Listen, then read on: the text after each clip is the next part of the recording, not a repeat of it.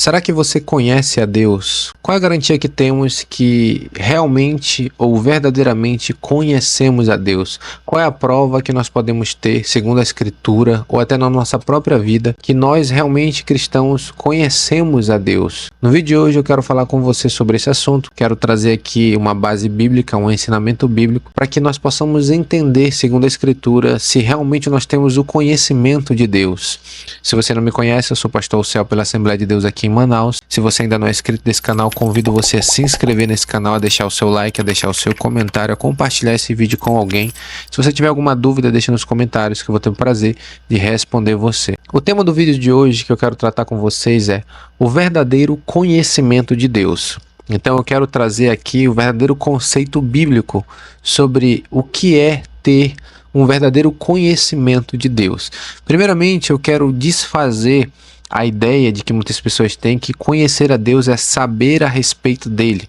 Que muitas pessoas por aí afora têm conhecimento técnico a respeito de Deus. Por exemplo, muitas pessoas conhecem os seus atributos, porque a maioria do conhecimento de Deus está na Escritura, a maior parte dele, mas também através da criação, porque a Bíblia diz que nós conhecemos a sua divindade, o seu eterno poder, por meio das coisas que já estão criadas. Paulo fala isso em Romanos. Então nós temos pelo menos duas fontes, através da palavra de Deus e através da criação, não somente a natureza, mas como as pessoas, os animais e tudo que existe, tudo aquilo que ele fez. Pela Escritura nós podemos conhecer os seus atributos, o seu caráter, a pessoa do Pai, a pessoa do Filho, a pessoa do Espírito Santo. Nós conhecemos a sua vontade, aquilo que agrada a ele, aquilo que desagrada a ele, a sua obra na cruz do Calvário por meio do seu Filho, a obra do seu Espírito, a sua criação, ou seja, tudo está descrito na palavra de Deus a respeito de Deus. A palavra de Deus ela fala sobre ele, sobre a sua criação, sobre o seu poder. Mas também quando nós voltamos os nossos olhos para a criação, nós vemos a perfeição com que a criação existe.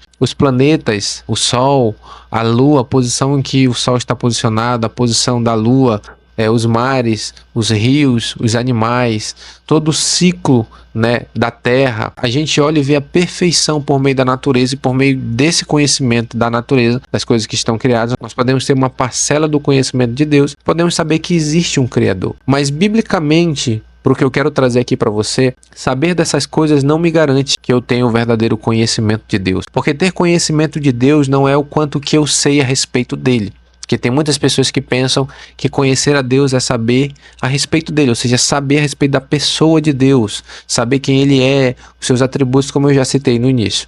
Eu quero mostrar para você que não é isso. O verdadeiro conhecimento de Deus não tem nada a ver com saber quem ele é. Porque qualquer pessoa pode ter o conhecimento a respeito dele. Mas eu quero mostrar para você um texto bíblico. Eu quero que você leia comigo 1 Coríntios capítulo 15, verso 34. É um texto bem pequeno. Paulo escreve assim, Paulo está escrevendo a Corinto, ele diz assim, vigiai justamente, não pequeis, porque alguns ainda não têm o conhecimento de Deus. Digo-o para vergonha vossa. Se a gente for analisar o contexto da carta de Paulo, quando ele escreve aos Coríntios, a gente vai ver que era uma igreja que tinha dons do Espírito Santo. Havia muita manifestação do poder de Deus naquela igreja. Havia dons do Espírito. Então, dentro daquela igreja nós temos a manifestação de curas, ou seja, o poder de Deus sendo manifestado através dos irmãos que participavam daquela igreja. Pessoas tendo poder para conhecer o coração das pessoas que ali estavam, através da palavra do conhecimento, da palavra da sabedoria, através da profecia. Tinha irmãos que tinham discernimento de espírito, que tinham dom da fé.